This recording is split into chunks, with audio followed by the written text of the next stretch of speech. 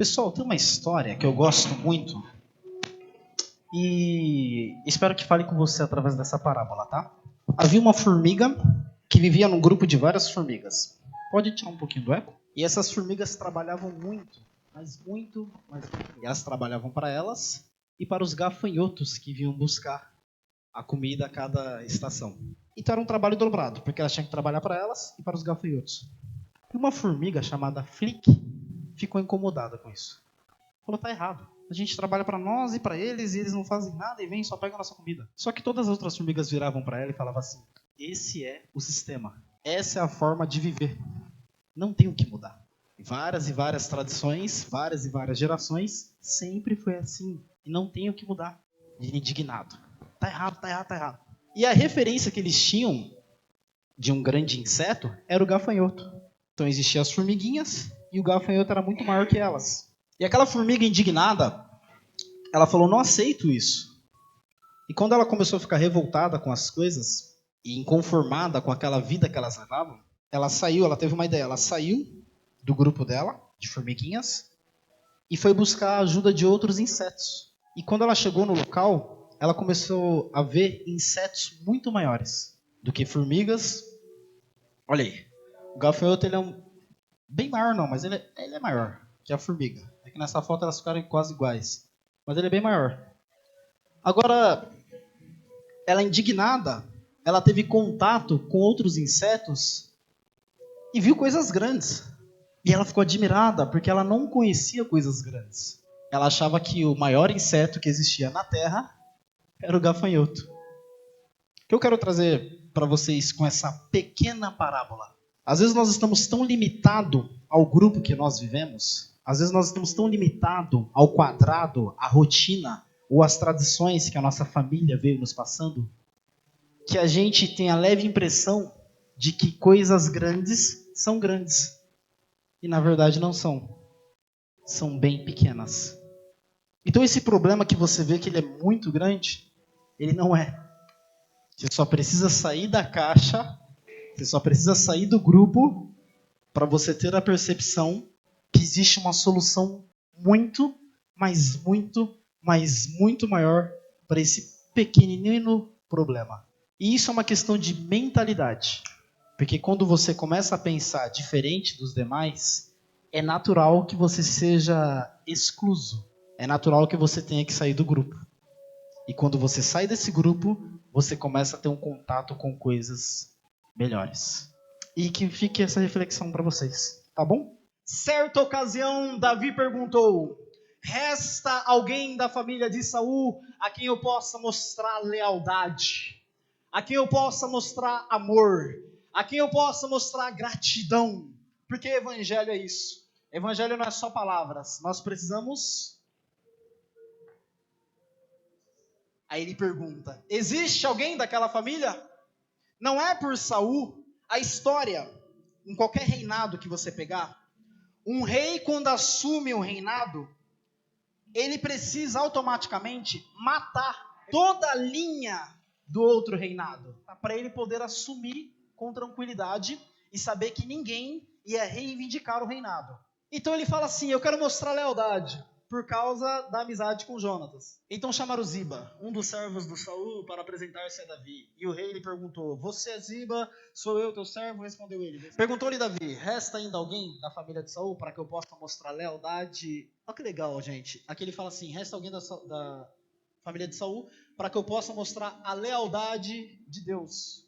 Não é a lealdade dos homens. Aqui Davi ele está falando assim: a lealdade que eu quero mostrar não é a minha. Eu quero mostrar a lealdade de Deus. Porque ele sim é leal. Porque ele sim é justo. Porque ele sim reconhece.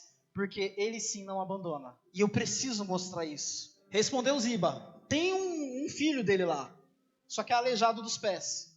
Nasceu, caiu, ficou aleijado. Onde está ele? Perguntou o rei. E respondeu Ziba: na casa de Maquir, filho de Amiel, em Lodebar, que era um lugar de pobreza. Então o rei Davi mandou trazê-lo lá de Lodebar. Falou: traz ele. Porque não importa onde ele esteja, se é lugar de pobreza, se é lugar de riqueza, se é lugar de exaltação, se é lugar de humilhação. O que eu quero é que ele esteja perto de mim. E é fácil de a gente entender o recado de Deus para nós nessa manhã. Independente da posição ou do lugar onde nós estamos, Ele está nos chamando para perto dele. E esse chamar, você vê que precisa haver um deslocamento geográfico, precisa haver um deslocamento emocional, precisa haver um deslocamento de grupo social. Você, onde você está, você tem um grupo de pessoas que tem os seus amigos. É assim ou não é? Só que o rei, quando chama, apesar que o aleijado não tem muita escolha, e o aleijado fica com medo. Por que ele fica com medo? A Bíblia não vai falar isso, mas historicamente é fácil de você interpretar. Se um rei acabou de assumir, o que esse rei vai fazer? Manda matar todo mundo. Versículo seguinte: não tenha medo, disse-lhe Davi, pois é certo que eu tratarei com bondade por causa da minha amizade com Jonas, seu pai. Vou devolver para você todas as terras que pertenciam ao seu avô Saul, e você comerá sempre dessa mesa. Mefibosete prostrou-se e disse: quem é o teu servo para que te preocupes com um cão morto como eu? Então o rei convocou Ziba e disse-lhe: devolvi ao neto de Saul, seu senhor, tudo o que pertencia a ele e à família dele. Você, seus filhos e seus servos cultivarão a terra para ele. Você trará a colheita para que haja provisões na casa do neto do seu senhor.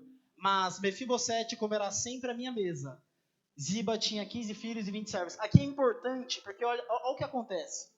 Você, seus filhos e seus servos cultivarão a terra para ele. É possível um aleijado cultivar terras? Não é. Não dá. É incompatível. Então o rei dá uma ordem para que Ziba venha cultivar a terra. E Ziba fala assim: não vai faltar nada para você. O rei fala para Ziba: não vai faltar nada para você, e a terra que você vai cultivar será para o aleijado.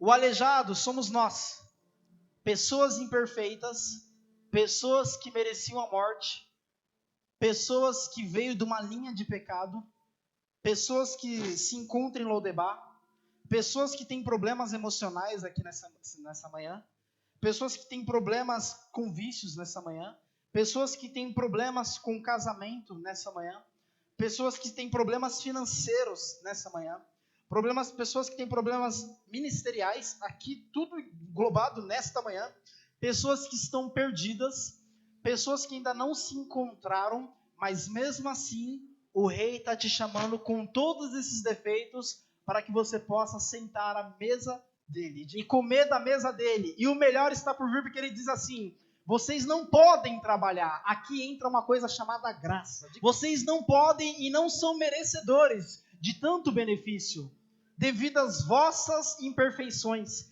Então o rei fala assim: quem vai plantar e cultivar a terra para vocês não são vocês mesmos, devido aos vossos defeitos. Serão aqueles que eu mandar. E aí ele fala para Ziba: cultiva a terra e toda a prosperidade da terra envia para o aleijado e para a família dele. Você entende que tem coisas que vai chegar na minha vida, tem coisas que eu vou ter colheita e eu não coloquei a mão? Você entende que pessoas vão falar: eu te perdoo, mesmo sem você pedir o perdão? Você tem noção de que promoções estão para chegar, não porque você é bom funcionário, mas porque existe um decreto de um rei. Amigo, e quando o rei decreta alguma coisa, o decreto precisa ser cumprido. Não tem meio circunstância. Não tem meio ponto. Haverá demanda de clientes que chegará para você por causa do decreto do rei, não porque o seu serviço é bom, não porque você é capaz, não porque você é merecedor, não porque você é santo, não porque você é uma grande mulher de Deus, nada disso. É porque o rei tem uma aliança. A aliança do rei não é nem comigo e nem com você. A aliança do rei é com o filho dele. O filho morreu para que todas essas coisas viessem chegar até nós. Então tem a questão do deslocamento geográfico. Tirou lá de Lodebar, aí agora você consegue compreender por que você está mudando de ambiente, por que você está mudando de amizade, por que você está mudando de serviço, por que você está mudando de local. Então existe o deslocamento geográfico, quem está entendendo dá um aleluia. Existe o deslocamento emocional, que você fica assim: meu Deus, E agora o que está acontecendo? E eu não consigo dormir, e essa ansiedade, e as suas emoções estão a mil, e Deus está falando com você nessa manhã, que para todo esse deslocamento, existe um decreto por detrás de tudo isso. Fala para quem está ao seu lado assim, Deus está no controle! Cara, isso é muito poderoso. Agora vamos entrar na mente de Mefibosete. Tá lá, parado, aleijado, e ele ouve a cavalaria chegando. Eu acho que ele começa a se tremer tudo. Porque se tem uma coisa que se espalha rápido, é fofoca. O aleijado, ele já ouviu falar que tem um novo rei. Então na cabeça dele se esse rei me chamar ou mandar alguém aqui, é porque eu eu já sou aleijado.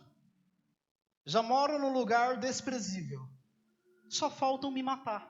Eu tenho uma palavra para você que estava perto do suicídio. Ou estava perto de achar que está num lugar desprezível. Ou de achar que Deus está olhando para você e quer te punir. E que as coisas que estão dando errado, você achar que é um castigo de Deus. Quando chamam ele, já levam ele direto para o palácio. E o texto diz que ele sente muito medo. Quando Mefibosete, filho de Jonatas e neto de Saul, compareceu, eu preciso que você compareça. Esse negócio de ficar mandando mensagem, ficar telefonando, inventando desculpas, você precisa comparecer e acertar as contas. Mas eu tenho medo. Quando Mefibosete, filho de Jonatas e neto de Saul, compareceu. Culto online é muito bom, mas você precisa comparecer. Chegou diante do rei, prostrou-se em terra. Mefibosete? Perguntou o rei. Ele respondeu, sim, sou teu servo. Faça o que você quer fazer. Quando a gente chega diante de Deus, realmente diante de Deus, não diante da religião, a primeira coisa que nós aprendemos é não ter medo, e sim amar. A ideia desse Deus punidor, a ideia desse Deus castigador, a ideia desse Deus violento, a ideia desse Deus que maltrata, isso é Velho Testamento. O rei vira para ele e fala assim, não tenha medo. Ele é inteligente. Quando ele olha para o palácio, quando ele está entrando no palácio, eu acho que ele vê a perfeição das outras pessoas. Eu tenho uma palavra para você que se compara muito com os outros. Eu tenho uma palavra para você que acha que a realidade do mundo é o Instagram. Eu tenho uma palavra para você que olha para a perfeição dos outros, para a vida dos outros e fala, eu queria aquela vida, eu queria blá blá blá. Quando ele entra no reino, com certeza as pessoas olham e falam, como? Como pode um aleijado vai até a mesa do rei? Como pode? Me explica! Que rei é esse? Que rei é esse que aceita na sua mesa os imperfeitos? Que rei é esse que aceita na sua mesa aqueles que todo mundo tem vergonha? Se isso não é graça, eu não sei mais o que é graça. A graça é o favor.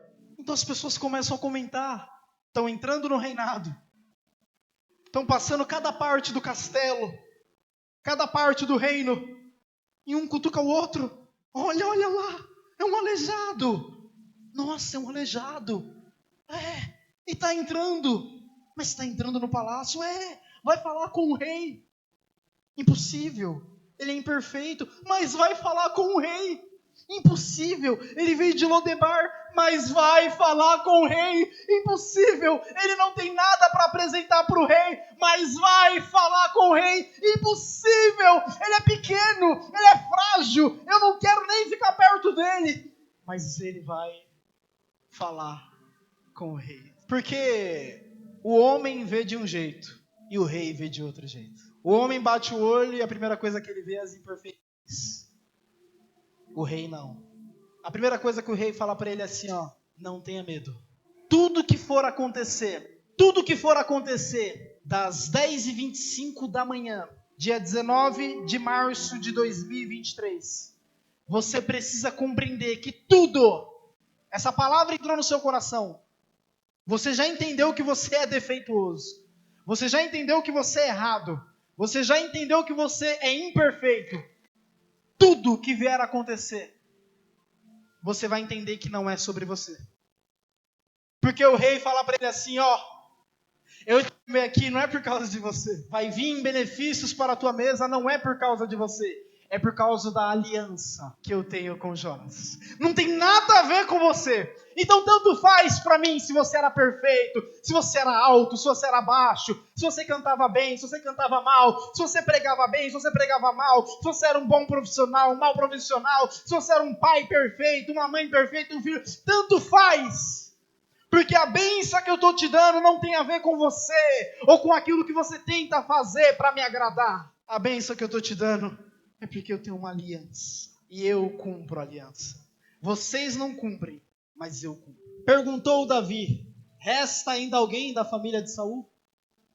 A quem eu possa mostrar, não a minha, mas a lealdade de Deus. Tem coisas que você vai ter que perdoar. Tem coisas que você vai ter que trazer para perto. Tem coisas que você vai ter que refazer. E não porque você quer, mas para poder mostrar a lealdade de Deus. Esse é o meu e o seu papel aqui na terra. Ser representantes da lealdade de Deus. Vamos aplaudir a Jesus.